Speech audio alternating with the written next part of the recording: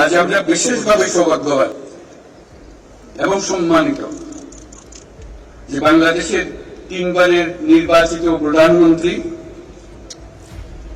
বীর মুক্তিযোদ্ধা শহীদ রাষ্ট্রপতি জিয়াউর রহমানের স্ত্রী বেগম খালেদা জিয়া আজ এখানে আমাদের মধ্যে উপস্থিত আছেন।